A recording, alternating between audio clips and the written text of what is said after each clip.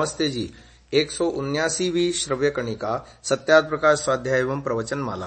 आप सभी धर्म प्रेमी महानुभावों का हार्दिक स्वागत है। छठे समोल्लास में राजधर्म विषय है, जिसके अंतर्गत दूत वगैरह कैसे होने चाहिए कि जिनकी नियुक्ति की जाए, अमात्य, नृप, दूत आदि के अधिकार क्या हैं, उनकी नियुक्ति किन किन स्थितियों में की जानी चाहिए, किन किन सावधानियों को बरतना चाहिए। इस विषय का हमने गत श्रव्य कणिका में बहुत सारे श्लोक पढ़े हैं। उन श्लोकों का अर्थ आपके सामने अब आगे आ रहा है।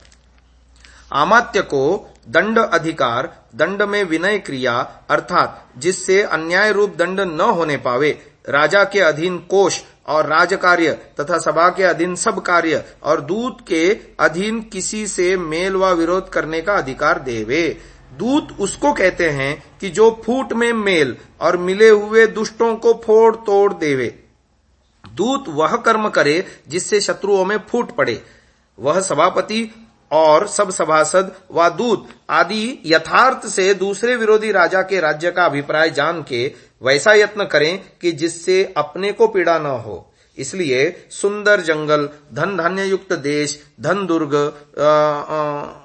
धनुर्दुर्गम, धनुर्धारी पुरुषों से गहन, महिर दुर्गम यानी मिट्टी से किया हुआ किला, अब दुर्गम यानी जल से घेरा हुआ किला, वार्क्षम अर्थात चारों ओर वन, नृदुर्गम चारों ओर सेना रहे, गिरि दुर्गम अर्थात चारों ओर पहाड़ों के बीच में कोट बना के इसके मध्य में नगर बनावे, और नगर के चारों ओर प्राकार यानी प्रकोट बनावे, क्योंकि उसमें स्थित हुआ एक वीर धनुर्धारी शस्त्रयुक्त पुरुष 100 के साथ और 100 10,000 के साथ युद्ध कर सकते हैं। इसलिए अवश्य दुर्ग का बनाना उचित है। वह दुर्ग शस्त्रास्त्र, धन धान्य, वाहन, ब्राह्मण जो पढ़ाने उपदेश करने आ रहे हों, शिल्पी यानी कारीगर, नाना प्रकार के यंत्र प्रकार की कला को जानने वाले, यवसेन यानी चारा घास और जल आदि से संपन्न अर्थात परिपूर्ण हो। उसके मध्य में जल, वृक्ष, पुष्प आदि सब प्रकार से रक्षित, सब ऋतुओं में सुखकारक, श्वेत वर्ण, अपने लिए घर जिसमें सब राजकार्यों का निर्वाह हो वैसा बनवावे।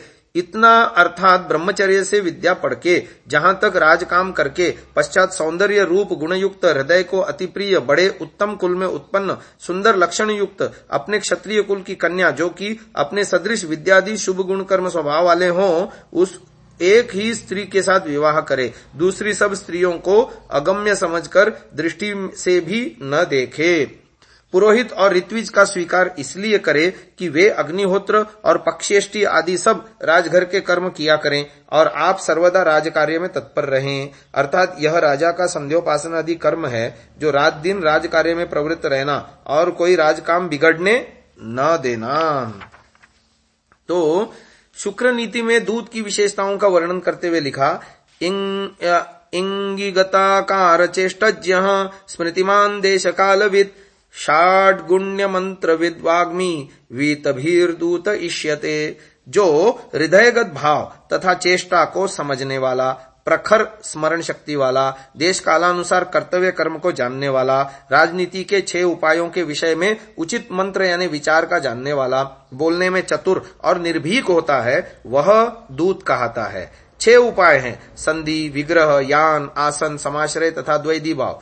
गत श्रव्य कणिका में इसके विषय में हमने आपको बताया था कि समाश्रय का अर्थ है सबल का आश्रय लेना, और द्वैधी भाव का तात्पर्य है ऊपर से शत्रु से मेल रखना किंतु भीतर भीतर शत्रु भाव रखना।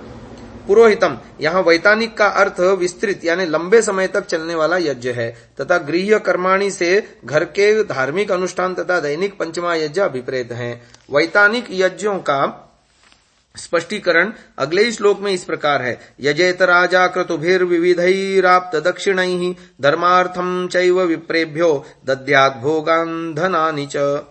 अर्थात राजा बहुत दक्षिणा वाले अनेक यज्ञों को किया करे तथा धर्म के लिए विद्वान ब्राह्मणों को भोग्य वस्तुएं तथा प्रचुर धन दान आदि में दिया करें। फिर आता है कि विभिन्न अध्यक्षों की नियुक्ति। मनुस्मृति के श्लोक दे रहे हैं 7वें अध्याय के। सांवत्सरीकमाप्तैश्च राष्ट्रादाहारयेद् बलिम् स्याच्चाम्नाय परो लोके वर्तेत पितृवन्नृषु अध्यक्षान् विविधान् कुर्यात् तत्र तत्र विपश्चितः तेस्य सर्वाण्यवेक्षेरन् नृणाम् कार्याणि कुर्वताम् आवृत्तानाम् गुरुकुलाद् विप्राणाम् पूजको भवेत् नृपाणामक्षयो ह्येष निधिर्ब्राह्मोऽभिधीयते। संग्राम संबंधी नियम। समोत्तमाधमैः राजा त्वाहुतः पालयन्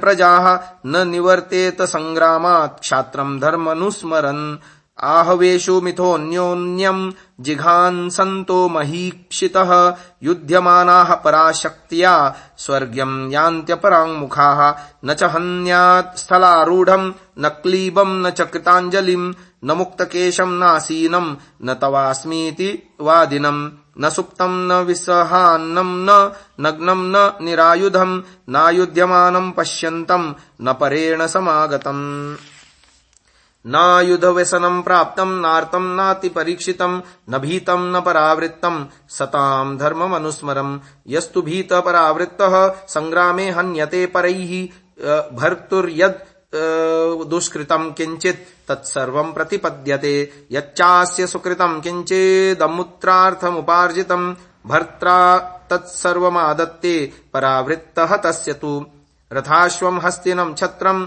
धनम् धान्यम् पशून् स्त्रियः सर्वद्रव्याणि कुप्यम् च यो यज्जति तस्य तत् राजश्च दद्युरुद्धारमित्येषा वैदिकी श्रुतिः राज्याच्च सर्वयोधेभ्यो दातमव्यपृथग्जितम्। यानी वार्षिक कर आप्त पुरुषों के द्वारा ग्रहण करे और जो सभापति रूप राजा आदि प्रधान पुरुष हैं वे सब और सभा वेदानुकूल होकर प्रजा के साथ पिता के जैसे वर्तें। उस राज्य कार्य में विविध प्रकार के अध्यक्षों को सभा नियत करे। इनका यही देखना काम है कि जितने जितने जिस जिस काम में राजपुरुष हों वे नियमानुसार वर्त कर यथावत काम करते हैं व नहीं। जो यथावत करें तो उनका सत्कार और जो विरुद्ध करें तो उनको यथावत दंड किया करें। सदा जो राजाओं का वेद प्रचार रूप अक्षय कोश है, इसके प्रचार के लिए जो कोई यथावत ब्रह्मचर्य से वेद शास्त्र आदि को पढ़कर गुरुकुल से आवे उसका सत्कार राजा और सभा यथावत करें तथा उसका भी जिनके पढ़ाए हुए विद्वान होवें। इस बात के करने से राज्य में विद्या की उन्नति होकर अत्यंत उन्नति होती है। जब कभी राजा का पालन करने वाले राजा को कोई अपनों से छोटा तुल्य अथवा उत्तम संग्राम में आह्वान करे तो क्षत्रियों के धर्म का स्मरण करके संग्राम में जाने से कभी पीछे न हटे, अर्थात बड़ी चतुराई के साथ उनसे युद्ध करें जिससे अपना ही विजय हो। जो संग्रामों में एक दूसरे को हनन करने की इच्छा करते हुए राजा लोग जितना सामर्थ्य हो उतना डर पीठ न दिखा युद्ध करते हैं वे सुख को प्राप्त होते हैं। इनसे विमुख कभी न हो, किंतु कभी कभी शत्रु को जीतने के लिए उनके सामने से छिप जाना भी उचित है, क्योंकि जिस प्रकार से शत्रु को जीत सकें वैसा काम करें। जैसा सिंह क्रोध से सामने आकर शस्त्राग्नि में शीघ्र भस्म हो जाता है वैसे मूर्खता से नष्ट भ्रष्ट न हो जाएं।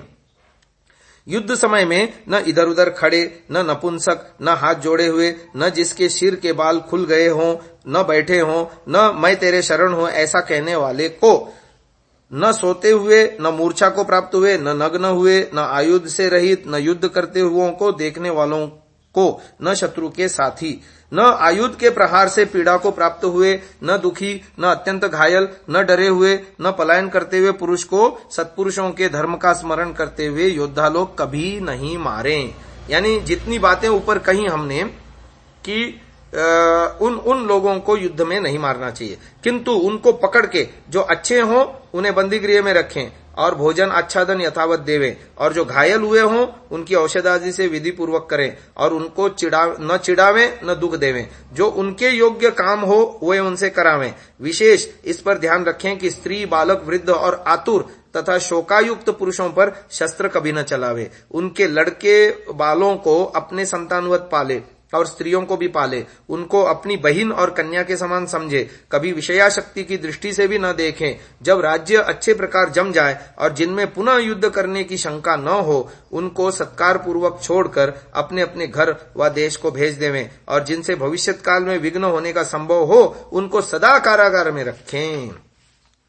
और जो पलायन अर्थात भागा और डरा हुआ भृत्य शत्रुओं से मारा जाए तो उसके स्वामी के अपराध को प्राप्त होकर दंडनीय होवे, और जो उसकी प्रतिष्ठा है जिससे उस लोक और परलोक में सुख होने वाला था उसको उसका स्वामी ले लेता है। जो भागा हुआ मारा जाए उसको कुछ भी सुख नहीं होता, उसका पुण्य फल सब नष्ट हो जाता है, और उस प्रतिष्ठा को वह प्राप्त हो जिसने धर्म से यथावत युद्ध किया हो। इस व्यवस्था को कभी न तोड़े कि जो लड़ाई में जिस जिस भृत्य व अध्यक्ष ने रथ, घोड़े, हाथी, छत्र, धन धान्य, गाय आदि पशु और स्त्रियां तथा अन्य प्रकार के सब द्रव्य, घी, तेल आदि के कुप्पे जीते हों, वही उसका ग्रहण करे। परंतु सेनास्थ जन भी उन जीते हुए पदार्थों में से 16वां भाग राजा को देवें, और राजा भी सेनास्थ योद्धाओं को उस धन में से जो सबने मिलके जीता हो 16वां भाग देवे। और जो कोई युद्ध में मर गया हो उसकी स्त्री और संतान को उसका भाग देवें, और उसकी स्त्री तथा असमर्थ लड़कों का यथावत पालन करें। जब उसके लड़के समर्थ हो जाएं तब उनको यथायोग्य अधिकार देवें। जो कोई अपने राज्य की वृद्धि, प्रतिष्ठा, विजय और आनंद वृद्धि की इच्छा रखता हो वह इन मर्यादाओं का उल्लंघन कभी न करें। आगे 4 प्रकार के पुरुषार्थ की बात आ रही है जो हम अगले श्रव्य कणिका में आपके सामने रखेंगे। इसको यही विराम देते हैं। ओम।